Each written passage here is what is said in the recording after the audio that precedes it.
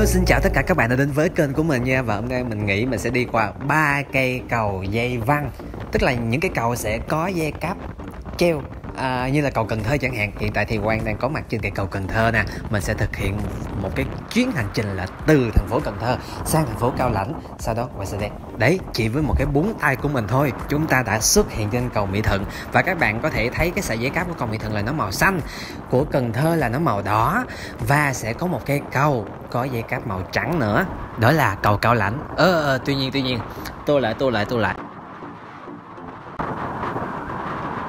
phải thực hiện đường đi Cao Lãnh trước rồi mới dòng qua Sa Đéc được chứ. Thì trên đường đi hai anh em mình có thấy một chú bán đọt nhãn lồng. Hai anh em mình có mua ủng hộ cho chú.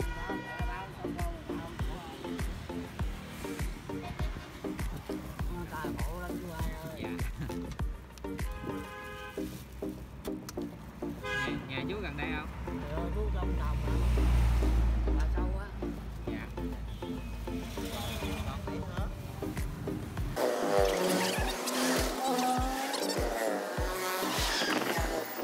Lúc nãy ở trên cầu mấy bạn cũng thấy rồi đó, thời tiết hôm nay nó khá là mát mẻ, nó không nắng mà cũng không mưa, thích hợp để những chuyến đi chơi như thế này. Và thật sự là mình cũng sợ dịch Covid cho nên là mình chỉ đi tới những cái nơi vắng người như là làng hoa thôi, chứ cũng không dám đi những nơi đông người. Và có một cái điểm đặc biệt ở thành phố Cao Lãnh là họ trồng sen ở trong lòng thành phố. Đó là cái đặc điểm mình rất là thích. Người dân Đồng Tháp họ rất là yêu cây kiểng, rất là yêu hoa. Tuy nhiên thì mình thấy một trong những loại thực vật được ưa chuộng nhiều nhất đó là sen. Ở đây sẽ có một cái Yamatown này trên đường mình đi từ Cần Thơ lên Cao Lãnh ha.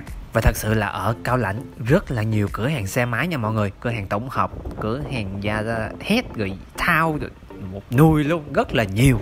Và để khảo sát dịch vụ ở các đại lý thì mình sẽ ghé thử ở một đại lý để thay nhất, xem ở đây phục vụ như thế nào.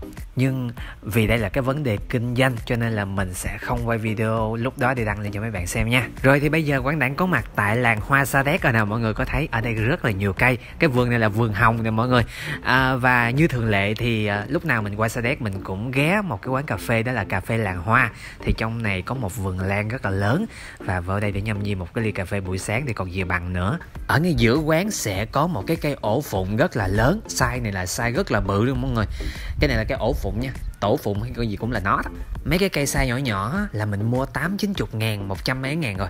Còn biết cái cây bự này nó như thế nào nữa, chắc giá của nó cũng dữ á.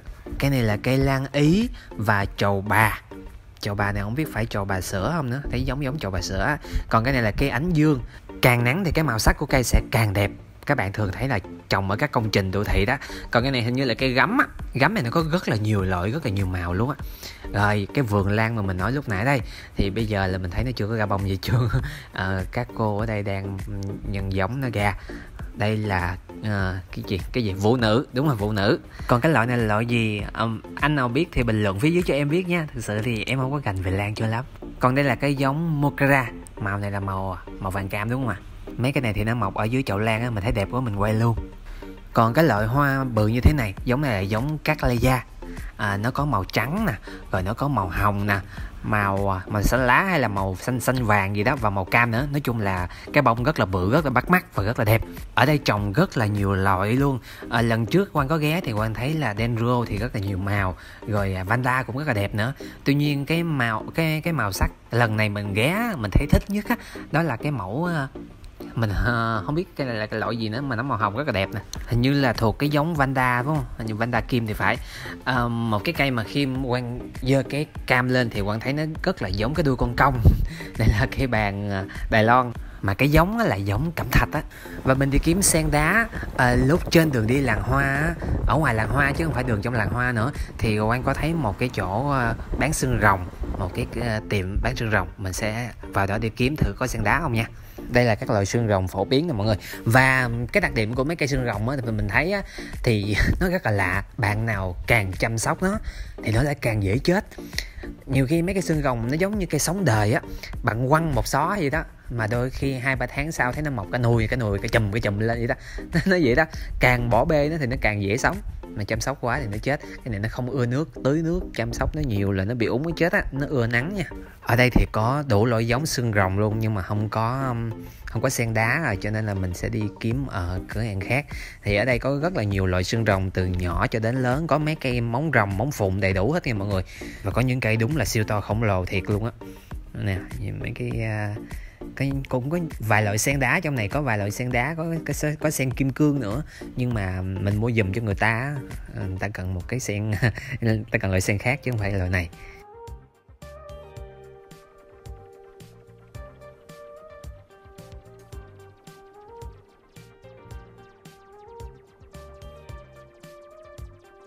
Thôi nói chung bây giờ là kiếm cây đi mua cho anh em mình, rồi sau đó là mua cho cái người gửi sao.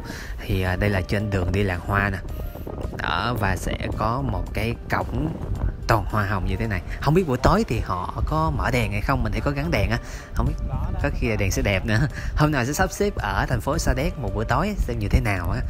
Thật sự là trong cái khoảng thời gian này mình đi á thì mình thấy là chưa lên hoa nhiều, tại vì họ canh trồng làm sao để đến lúc Tết là hoa nó kịp nở, cho nên bây giờ là các bạn đi các bạn sẽ chưa thấy hoa nhiều đâu. Mình nghĩ là các bạn đi làng hoa Sa Đéc là tầm khoảng nửa tháng nữa thì hoa nó sẽ đẹp hơn, và lúc đó mình cũng hy vọng là tình hình dịch bệnh nó sẽ giảm xuống để các bạn có thể đi cùng bạn bè người thân đến đây. Chủ yếu lần này là kiểng lá nhiều nè, kiểng lá thì mình cũng quay ít thôi. Mình đi mua mấy cái loại mà có bông á, và thường thấy á, và nếu mà kiếm được cây nào lạ thì mình cũng sẽ hốt về luôn. Ở làng hoa Sa Đéc thì sẽ bán đầy đủ tất cả các loại cây luôn. Sa Đéc họ được gọi là cái Đà Lạt ở miền Tây mà, đúng không mọi người? Thì các bạn có thể kiếm được tất cả các loại cây, từ hoa kiểng, từ kiểng lá, từ cây ăn trái cho đến là những cái loại cây kiểng lớn hoặc là những cây cổ thụ đều có hết, từ nhỏ tới lớn luôn. Kể cả những cái loại cây mà leo vàng á, bông sao biển tím, bông chanh dây. Ở đây có bầu hồ lô nè, nhìn thấy khá là thấy cưng mọi người, nhìn dễ thương lắm. Tự nhiên thấy cái bầu hồ lô này tự nhớ tới phim hoạt hình mà hồi nhỏ hay coi hồ lô biến á. Cũng hy vọng là sẽ trồng được một cái vàng có mấy cái trái hồ lô nhìn như thế này. Cái khúc ở đầu là hoa xích cả thành phố này thì mình thấy nhộn nhịp hơn, có không khí hơn một tí. Cái tình trạng thì không phải cái gì cái mua bán á, thì mình thấy nó diễn ra nhiều hơn ở cái khúc đầu ở phía bên này. Và lúc này là buổi trưa rồi đó mọi người, 11-12 giờ trưa, và nhìn thấy các cô chú mà tưới cây á thì mình lại nhớ tới một cái vấn đề, đó là hồi năm lớp 6 á, Quang học sinh học lớp 6 là học về thực vật, lớp 7 là về động vật, lớp 8 là về con người, lớp 9 là về ba cái phép lai gì đó. Thì năm lớp 6 Quang học thực vật, Quang nhớ rất là kỹ, Quang rất là yêu thích mấy cái loại thực vật, và cô giáo dạy là đó, tưới cây nữa kìa, là không tưới cây vào buổi trưa, chỉ tưới vào buổi sáng và buổi chiều thôi. Tại vì tới buổi trưa nắng nóng này cây nó sẽ bị ảnh hưởng, nó có thể dễ chết. Nhưng mà mình thấy cái vấn đề đó không áp dụng với những người dân ở Sa Đéc, bởi vì không biết họ có bí quyết riêng hay không, họ trồng cây rất là tốt, ra hoa rất là đẹp, nhưng mình thấy tưới cây vào buổi trưa cũng rất là nhiều, thấy vườn nào cũng vậy hết. Và đa phần ở khu vực này á, thì những người dân ở đây họ đều là thu nhập chính đều qua cái nghề này, và cái nghề là bán cây kiểng này, và tất nhiên là bán sỉ đi khắp nơi chứ không phải là bán lẻ 1-2 cây cho khách hàng không đâu, cho du khách không đâu. Thì đi được một hồi thì các anh chở mình đi, ảnh chấm được một cái cây ở đây, đó là cái cây bông bụp mà cái dạng mini như thế này mọi người, nó nhỏ nha, chứ nè cái bông bụp bình thường nè, cái bông nó sẽ bự như thế này, còn cái bông bụp này nó nhỏ. Anh thấy lạ quá, anh hỏi thử anh mua. Thì cái bông bụp này như là 15-20 nghìn gì đấy, mà anh còn mua được một cái cây mà anh thích hơn nữa, anh tìm rất là lâu rồi, đó là cây thiên điểu đó. Cây đó nhìn giống cái chuối rẻ quạt ghê luôn. Ở đây là có tắc nè, hay gọi là cây quất, gọi là cây hạnh nữa. Còn cái này là như cây cây phát tài đỏ hay cái gì mình quên này. Cái này giống cây ớt ớt kiểng, không biết ăn cay không nữa. Còn đây là các loại gấm nha mọi người, gấm này là gấm đỏ, gấm ngũ sắc rồi. Cây này là cây tạm gọi cây thuộc bài đi cho nó quen, hồi nhỏ học bài mà quên kẹp nó vô cuốn sổ. Cây này nhiều người gọi là trúc lan, nhiều người gọi là lan sậy nữa. Thì mình thấy nó giống như là bông lan mà gắn trên cây sậy gì đó. Giá của nó cũng khoảng 80 nghìn, 100, 120, 130, 180 cũng có nữa. Cái này cà chua nè, ở dưới là cây trăm ổi. Trái cà chua thấy cưng ghê ha, màu xanh. Nhưng mà mình nghe nói đừng ăn cà chua màu xanh nha mọi người, nó không tốt cho sức khỏe đâu, đợi nó chín đi. Ở trong này có bán cóc luôn nè, đủ loại cây trong này hết. Đây là cây táo nha, nhưng mà nguyên cái vàng này mình cũng định mua một cây, mà nguyên vàng này là có người đặt cọc hết rồi, giống như bán xe vậy đó mọi người, ai cọc trước thì có trước, ai không cọc thì không có xe, biết sao giờ. Rồi đi rảo rảo vào trong xem nó còn cái gì nữa không. Này lưỡi hổ ha, đuôi cong nè, rồi cái này là dứa màu á mọi người. Cái màu xanh là dứa xanh, còn cái màu hồng là dứa đuôi phụng nè. Hồi đó thì mình có trồng cái màu xanh này, nó nhảy ra dữ lắm, trồng tốt một cái là nó nhảy khắp nơi chứ. Mình thấy nó cũng đẹp mà nó có mấy cái gai nhỏ trồng kiển được, cái loại đó trồng kiển được. Còn đây là trầu bà lỗ, mới đầu tưởng ai gãy lé kéo cắt làm kiểu nó bẩm sinh là nó như vậy rồi, nó có lỗ vậy, cái môn gì mình không biết luôn. Rồi để mình lượn vào phiếu vào trong tí xíu nữa xem có cái gì không. Ông đi theo mình, ông chốt đơn rồi cho ông chốt đi, ông muốn chốt cái gì đó ông chốt thì mình đi mình quay phim cho mấy bạn xem ha. Cái này thì nó giống cái chuối kiển mà nó dạng cẩm thạch đó mọi người, chứ không phải chuối Hoàng Yến. Này không phải chuối Hoàng Yến này. Ê, cái cây này quen thuộc quá nè, dễ thương quá nè. Khi các bạn gió rung rung thì nó giống con bướm vậy đó. Cây này là cây cánh bướm đỏ nha. Nó khác cây bướm đêm nha mọi người. Cây bướm đêm quen thuộc các bạn hay trồng là khác nha. Còn cây này cái lá nó sẽ nhỏ hơn, nó dài hơn. Còn cây bướm xuân là khác nữa. Cái này là trầu bà sữa nè. Lúc nãy mình nói là trầu bà sữa. Cái trầu bà nó màu cẩm thạch như thế này và sẽ có một cái loại trầu bà cẩm thạch riêng nữa. Còn cái trầu bà xanh trắng như thế này là trầu bà sữa. Còn cái này là trầu bà chân vịt hay còn gọi là cây chân vịt. Còn cái cây đẹp đẹp này là cây thanh xuân. Cây thường mấy bạn thấy trồng trong những quán cà phê sang chảnh á, mà cái cây hơi bự bự đó là cây này đó. Nhiều người gọi là trầu bà thanh xuân nữa, mình gọi là cây thanh xuân không à. Còn cái này là trúc nhật lá vàng. Mấy bạn sẽ hỏi là tại sao mình biết tên nhiều cây như vậy. Tại vì hồi đó mình đi Sa Đéc rất là nhiều, hầu như là một tháng mình đi 2-3 lần, 3-4 lần gì đó, cho nên là mình cũng biết được một ít. Này hình như là đuôi phụng hay đuôi cong gì nè, cây lá tròn tròn này nè với lá dài dài này cũng là đuôi phụng đuôi cong. Cái giống đuôi cong nó nhiều loại dữ lắm luôn, nó nhiều màu sắc lắm, và có loại có hoa, có loại không có hoa nữa. Còn đây là đĩa lan, cái kia là lan gắn trên cây sậy, còn cái này á, là cái lan gắn trên lá dừa. Hai giống khác nhau ha. Hai giống đều giống như thì hình như là đĩa lan hết á, mà giống khác nhau. Còn cây vàng vàng mình không biết. Cái loại này giống cây 10 giờ vậy, mà nó không có hoa nha. Đây là cây bướm xuân nè, nhiều người gọi là cây bướm xanh nè, có người gọi là cây bướm xuân là nó đó. Khi gió thổi thì nó sẽ rung rung giống như con bướm, giống cây bướm đêm vậy đó. Còn loại này là dâu tằm mà trái dài. Còn cái dâu tằm trái truyền thống á, thì chú không có bán, chú bán cái loại dâu tằm trái dài này. Giá của cái cây này là 80-90 nghìn vậy đấy. Còn cái này là lan tỏi nè. Cái này mình thấy cái sức sống của nó rất là dễ, nó dễ trồng, dễ sống lắm. Và cái sức ra hoa của nó rất là nhiều. Hoa nó như thế này nè, nó ra quanh năm luôn. Ở đâu có trái cà màu trắng không biết. Cái này nó bị đột biến hay là nó làm sao không biết, màu trắng nữa. Mình sẽ đi đến một cái vườn khác ha. Mình nãy mình mua cũng được một đống cây rồi đó, nhưng mà mình không có quay cái cảnh đó. Đây một vườn cọ. Thì giờ mình sẽ đi kiếm sen đá và sẵn tiện sẽ quay thêm một vài giống khác cho mấy bạn xem. Ở đây là có sen nè, rồi có súng, đầy đủ hết ha. Rồi tới được một cái tiệm mà bán đủ loại cây. Giá thành cây bên Sa Đéc nó rẻ lắm mọi người ơi.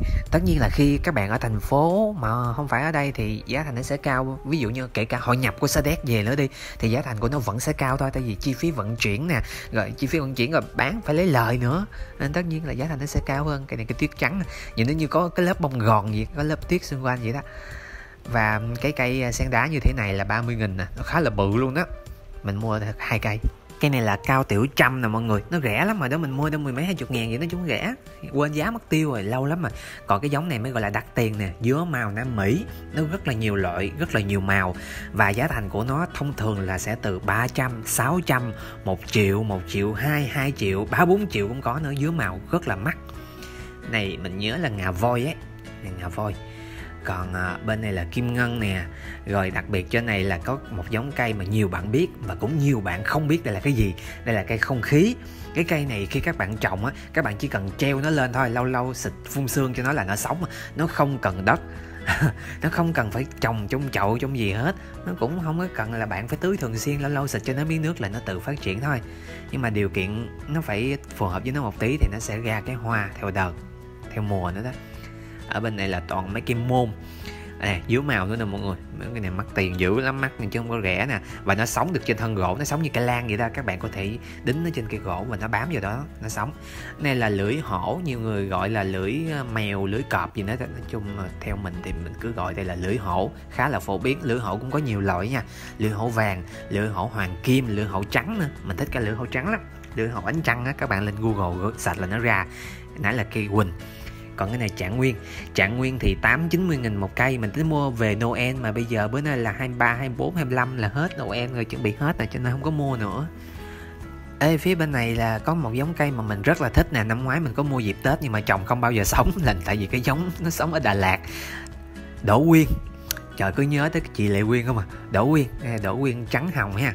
Nó có màu hồng không, nó có màu trắng viền hồng, rồi có màu trắng hồng như thế này, hình như có màu tím nữa thì phải. Rồi cái loại này là cái loại tùng thơm này, thường trồng với Noel nè. Đây là cái lưỡi hổ mà dạng thủy canh. Khi các bạn trồng nó mọc rễ ra được thì nó sẽ sống được dưới nước luôn. Nó sống được nửa nước bán cạn á, giữa nửa nước nửa thân trên bờ, chứ không phải sống hoàn toàn dưới nước như thủy sinh được đâu nha. Rồi ở bên này là cái tùng nè. Tùng này tùng gì quên mẹ, tùng lá hán hay tùng gì quên mất tiêu rồi. Này là hồng môn ha, màu đỏ có, màu hồng có. Rồi đây là cái rau giống bụi rau nhưng mà đây là hoa đồng tiền. Đồng tiền thì nó cũng có nhiều màu sắc, nhưng mà hiện tại mình ghé tiệm này thì nó chỉ còn màu hồng thôi à. Rồi mấy cái cây bự bự trong này là cây cái này cái gì mình nhớ coi, để mình nhớ coi. Nó cũng rẻ lắm, cây trúc mây, đúng rồi trúc mây. Còn này là cọ, còn cái này là trúc gì không biết luôn. Cái này thì mình đó giờ mình chưa có hỏi nên mình không biết. Trúc mây thì có hỏi rồi, nhưng mà nhìn cái này thì nó cũng giống cái tre cây trúc thôi, khá là đẹp ha. Rồi nói chung là khám phá mấy cái vườn Sa Đéc gì được rồi. Và thì mình cũng có đi rảo cũng vòng thành phố Sa Đéc, vòng làng hoa đi xem có cái gì. Thì mình thấy cũng có nhiều khu du lịch mới như du thuyền vượt cạn nè, rồi có ngôi nhà úp ngược là đó giờ các bạn biết rồi đúng không. Đây là ngôi nhà úp ngược. Ở phía trước có một cây bông anh đào khá là nổi, cây giả thôi mà nó nổi bật lắm. Có sao nhái cũng rất là đẹp luôn nè. Đó, đây là ngôi nhà úp ngược nổi tiếng của các bạn thấy. Bây giờ nó mở thêm một cái dịch vụ kế bên luôn nè, như là một khu du lịch sinh thái vậy đấy. Đẹp ha. Mà cái này nó nằm ở trong một cái con đường mà nó không ở nằm ngoài thành phố nên các bạn sẽ khó tìm á. Rồi thôi cũng xế chiều rồi, thôi mình về Cần Thơ, mình đi quay xe cho mấy bạn xem nữa. Rồi đến đây thì video mình cũng xin kết thúc được ha. Xin chào và hẹn gặp lại, hẹn gặp mọi người ở video tiếp theo. Bye bye. Có rảnh qua làng hoa Sa Đéc chơi nha.